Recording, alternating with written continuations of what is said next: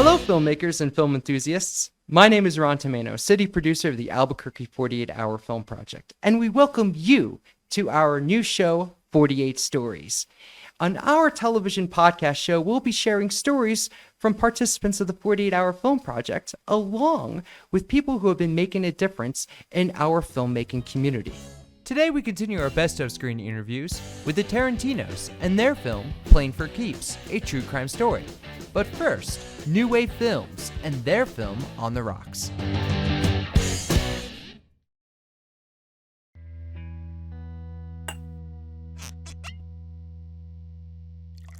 You'll have a head start.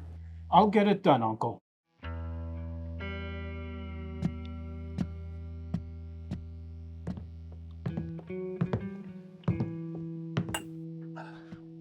One for me too, please.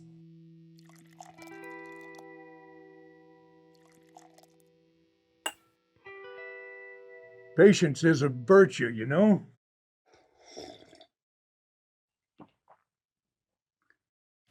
But I've never been a man of patience.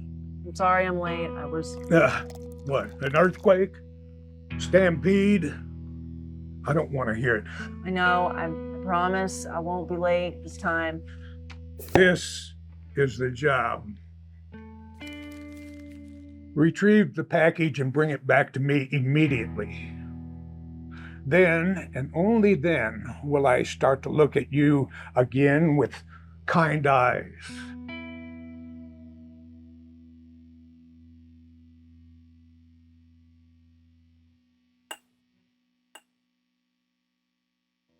Hey, Red. You're in deep. This is your last chance. Don't disappoint me again.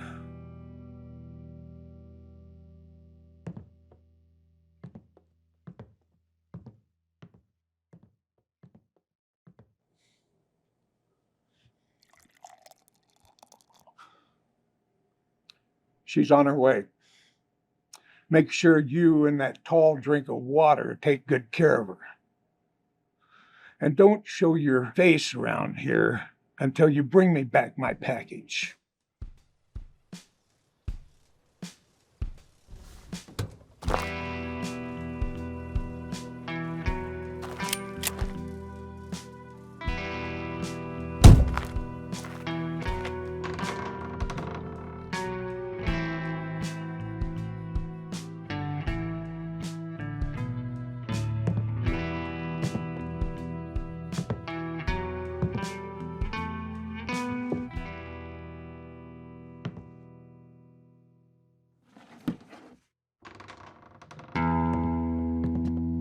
You didn't really think the family would give you another chance after what happened last time.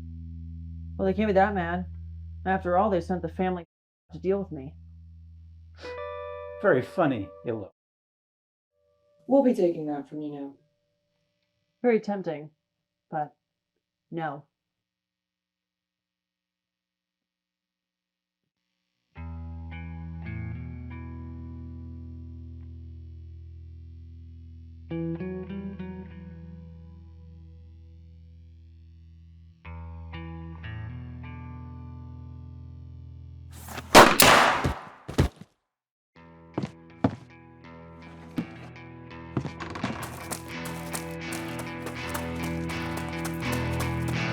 Hey, Bart!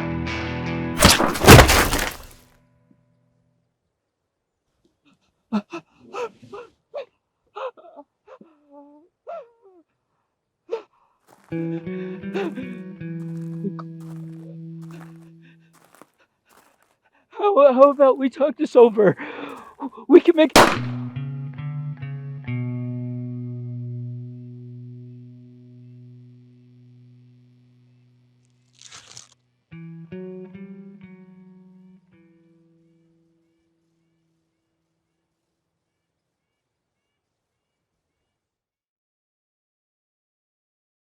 So what's your name? I've never seen you around here, and I know everyone around here. Rather, they know me. I'm Debbie. Debbie Poe? I'm the sports reporter on Channel 4. Debbie?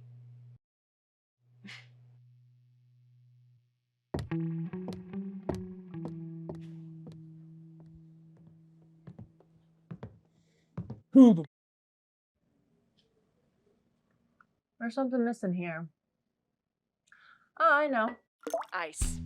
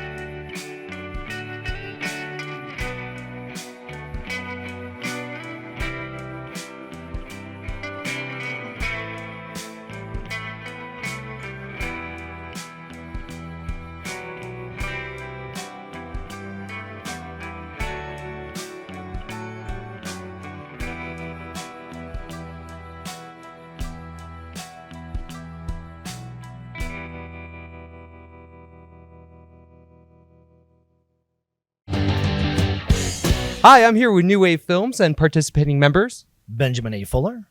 Robert Swaycalo. John Freelykirk. All right. Well, thank you so much for coming out today. So tell me about your film and the genre that you pulled. So our film is called On the Rocks. It's a Western film. It follows the story of a package courier who's led on essentially a suicide mission and seeks revenge on the people that put the hit out on her. So what were the challenges that you've come across filming during your weekend? Locations and timing. When we have so many hours or an hour or two in a specific place, we need to wrap it all up. So we need to be able to have our lines, our lighting set up, get in, shoot, be able to have quality for our editor to work with later. So I think time is utmost concern when it comes to 48 hours, which is inherent in the name. Right, exactly. It's all part of the challenge. So in regards to time management, you also had multiple locations on your film. So how many locations did you shoot at? I want to say in total it was 3. We kind of had like our base of operations. We didn't film there, but we kind of like bounced around that, which made it easier. But we had an escape room. Coronado Center, I believe, is Escape the Room. Yeah. Was it called? Yeah, we used that for our like our church scene. They actually ended up having like a legitimate bank vault or a Western bank vault, but it was a little too like on the nose. It felt a little too cartoony, so we didn't go with that one.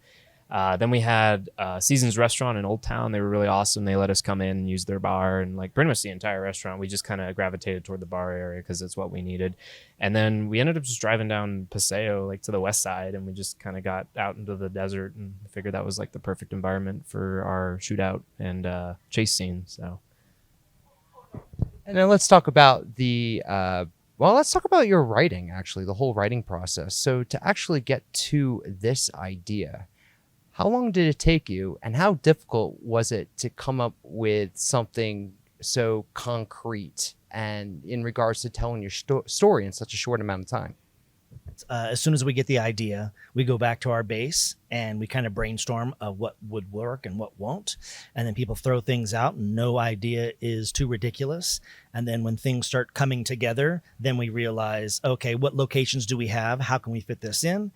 I would say that this 48 was pretty seamless when it came to everybody coming together, having an idea, throwing out some things that wouldn't work, and then congealing onto one big project where we could write it and then go out and film it the next day. I would say that and blessing of the lighting that we had. The lighting was really good everywhere we went.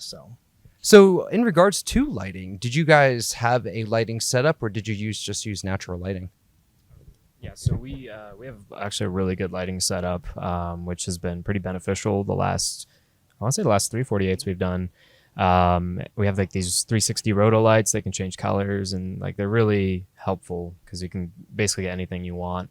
In terms, like I try to avoid going outdoors for shoots just during the 48s because I feel like, you're kind of at the mercy of natural lighting, and then if you need to reshoot stuff, it may not be the same weather conditions the next day. So we kind of like to fake it as much as we can and make as much artificial lighting as possible. But we, again, like Ben said, we got really blessed with just how well the weather held up. And then, of course, the fact that we were able to get everything and we didn't need to go back another day to get the rest. So. And let's talk about the editing process, right? So once everything all came in, you got all your footage in, when did you actually start editing, and how nerve-wracking was it towards the final hours of getting the film in? So you were the editor for the film? All right, great, awesome. So this is a perfect question for you. So our editing, like they came home around on the base around like 8:30, and then by like 9-10 o'clock, we finished the editing, and we had a do another setup of editing, like to make it nice and like the color of the yellow. So, and then like you're saying, we had like a rough cut completed by 8 or 9. It was really nice because what we do is we go shoot and then we come back to our base, like, because we're a couple hours between each set. So then we'd run over to Robert and be like, okay, throw this into the timeline, do a sequential cut just so we can see if we need to reshoot anything. And then everybody came back when we were done with the shoot, and Robert, myself, and Michael all sat together, and we were able to get this rough cut done by about 10 o'clock. Yeah. And we had like a little screening, no music. Like our composer was working remotely, Colin, and so we kind of just threw it together that night, and then Sunday was just dedicated to like finalizing the edit and doing a lot of nitpicking. So. And then, so finally, the main question I would have to ask, what time did your upload finally come in? I remember you had like this, Ron had this like Zoom call thing where he was kind of just asking teams about their process. And so I hop on it and he's like, I hope you know that your film, you got your checksum, but it's not up yet. I was like, oh. So like I'm going through and I restarted my router like 3 times. I couldn't get it to upload. So I ended up using my phone's hotspot. Somehow that worked. But yeah, like I couldn't get it to upload at all. So I know we were on time. I think that's the most important thing, but I can't remember when it was. I think that'd be something you know more. Whenever that live stream was, it was probably like an hour or 2 after you started that. That's when we got it in. So any final thoughts you'd like to give to any future 48ers who may want to sign up for next year? I guess we could pass it down, but I'd say the biggest one I could give, because this is my 4th one, so the next one will be my 5th. I think it's just you got to find your groove, and you can't be intimidated, because you're going to go to these screenings and you're going to see some incredible films. Like there are a lot this year that I was like, how is this made in 48 hours? But you kind of you have to enjoy the process. I feel like if you're in it because you love film, I think that's the perfect reason to do it. And then you're just going to find great people that are like-minded and just want to share in the art, and you'll make really great connections. And then before you know it, you'll be working on other projects with them. I think it's a great kicking off point. It's a great launch point if you're wanting to get into film and you're not really sure if it's the right thing. And I'm a firm believer in you miss 100% of the shots you don't take. So if you love film, I don't think there's much better you could do in terms of something to start out with. Oh, this is my actually first film, so I mean Your first ever film? yeah, this with the 48 hours. So I mean, I was surprised, how my team and everybody else came out, and now I'm doing my second one with the same team. So yeah, but honestly, I mean, it's just join. It's fully fun, and with what team you have, it's great. And I will say one of the most important parts is to have a good organizer. We have seen them do poorly, and having Ron, you really you make everything fit into place, and you make everybody feel welcome, and everybody who participates know that you're their number one star. So I think that's one of the most important things about having a 48. Hopefully other cities have good producers. And now, Playing for Keeps, a true crime story by the Tarintinos. I really wanted to get out of the house, get to know people, reach them where they are, in their homes, with their stuff. You ever walked a mile in someone's shoes? Well, I have. Right out of their living room. The key to a good home burglary is like a visit to the in-laws.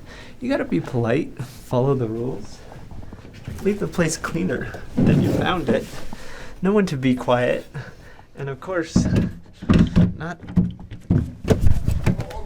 Oh, good gravy. Wow.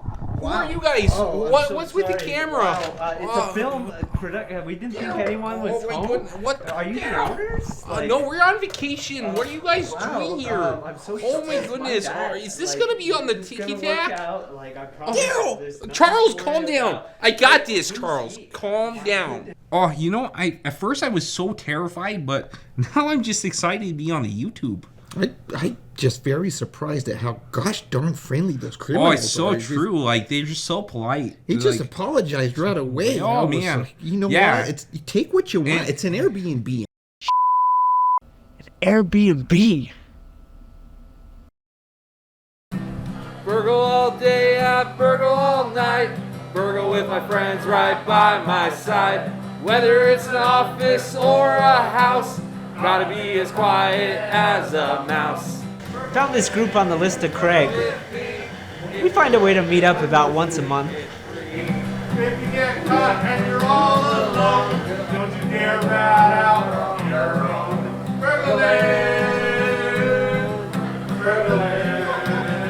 So I used to do real estate. But once the market crashed, I started crashing houses. $1 at the 5 and dime. We're all living on a stolen time.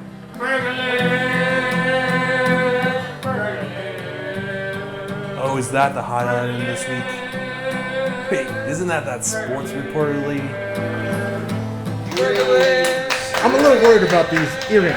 Last time I tried to steal an earring, put it in my pocket, boom, straight through the pecker. Want to see?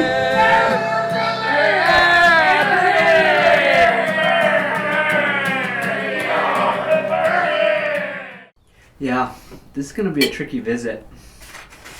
I'm trying to figure out where to leave my mark in kind. All great thieves leave a mark.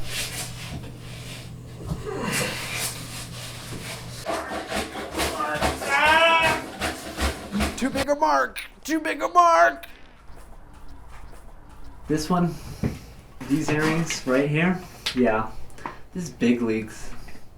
Oh, I get it. Big league. Like, because she reports sports? What? No.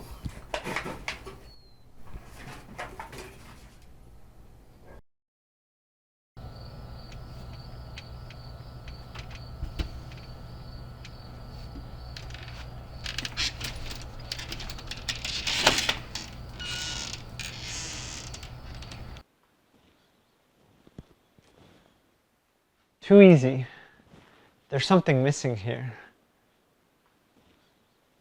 Looking for these? Welcome to the show. So what is this about again? So we found out you're the target of a local burglar gang. Oh, interesting. Okay.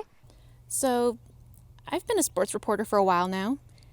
It's fine. I'm good at what I do. Though, I do get tired of talking about people's balls. So many balls. I'm actually trying to make a transition from sports reporting to true crime. I actually might be onto a story, hoping it'll be really big. Do you mind if I actually try a couple lines on you? Yeah? Okay. I'm Debbie Poe, blowing people out of the water. I'm Debbie Poe, putting up the good fight, calling the shots. Catch me if you can. I'm Debbie Poe, taking you through a door of a world you don't want to enter. 5 fingers, no discount.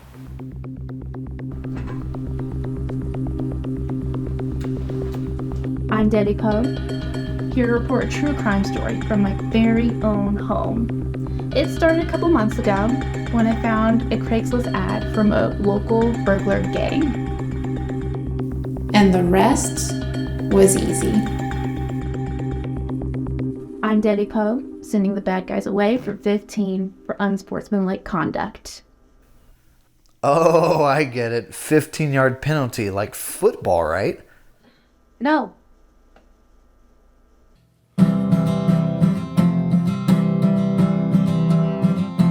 Burgle all day and we burgle all night. Burgle with my friends right by my side. Whether it's an office or a house, try to stay as quiet as a mouse. Burgle with you and you burgle with me. If a roadie joins, we'll make it 3. If you get caught and you're all alone, don't you dare go right out your own. Be sure to enter and to break. Look at all the wonderful things to take. Pot it for $1 at the 5 and dime. We're all living on stolen time. Burglin', burglin', burglin', burglin', burglin'.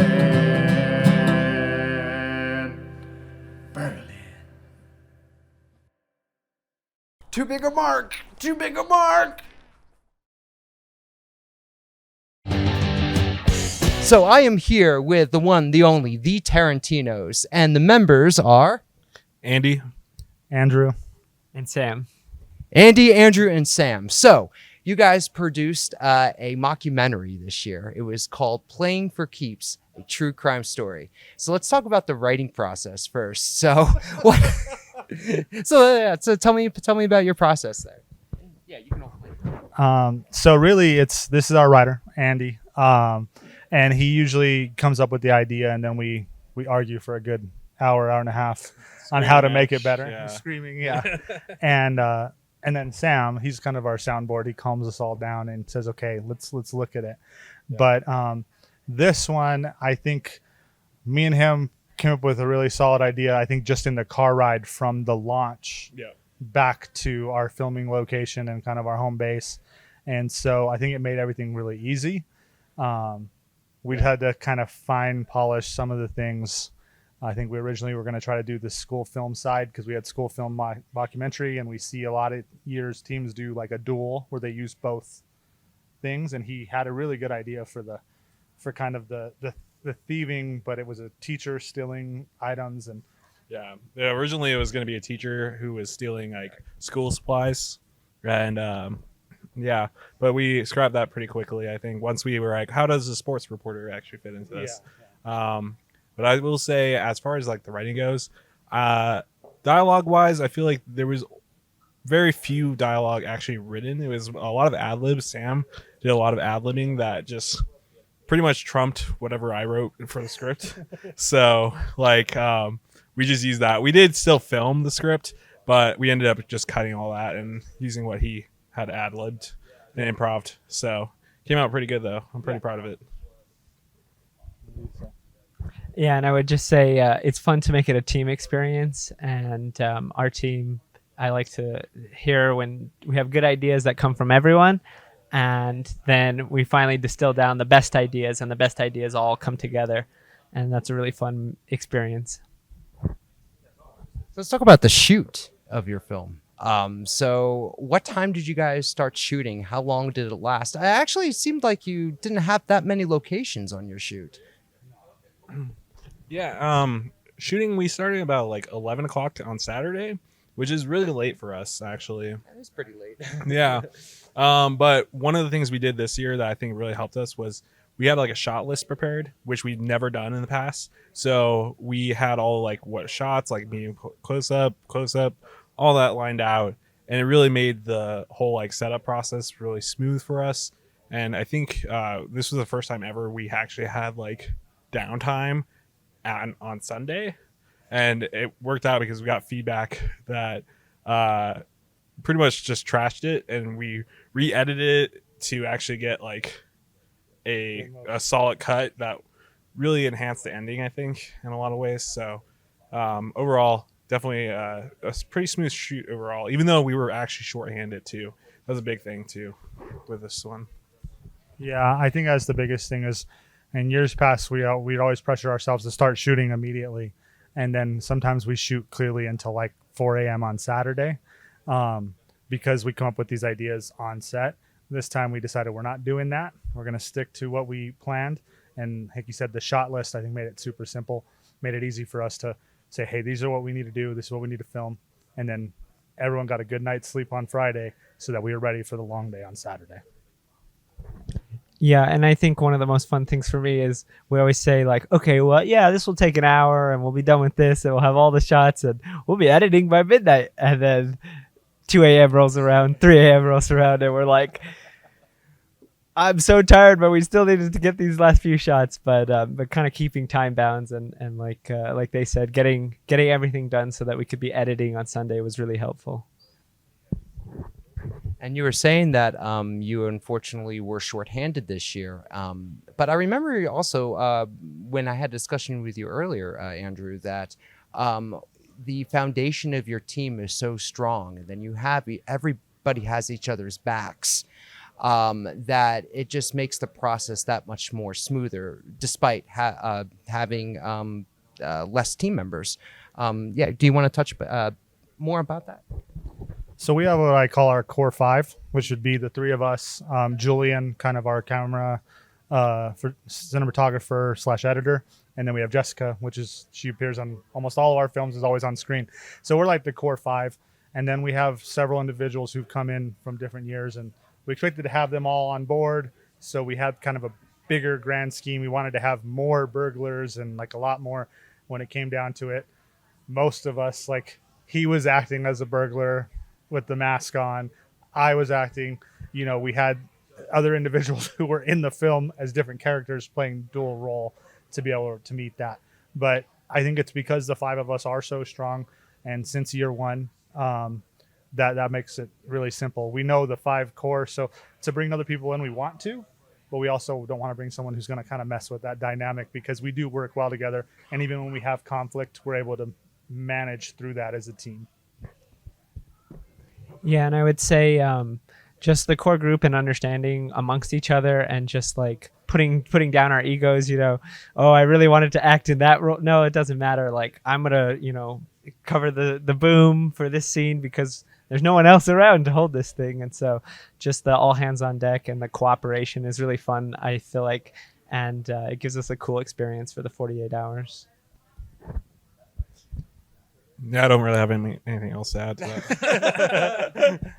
Any advice you would like to give to anybody who is participating in the 48-hour film project for the first time? Really, really commit yourself, commit the team, and understand you aren't going to get a lot of sleep. But I think what we've learned from going on year 5 or year 6 now, that we learn each year. We've grown. So I sat down and was showing our film this year to someone, and I said, but let me show you our first film, because you cannot really have a true appreciation for where we're at until you've seen where we were and how much we've grown and how much we've learned, not just on the filmmaking process, but even the planning process. So the planning process is huge, and it comes with how quickly can you get an idea down, a solid story, and start to put it together and start filming. So that's the biggest piece of advice, is just have a really good plan in place, but also understand if it's your first time, just go out there and have fun. Fun is the most part. I think we laugh probably more than any other time over this weekend, and it's always one of our favorite things. Oh, for sure.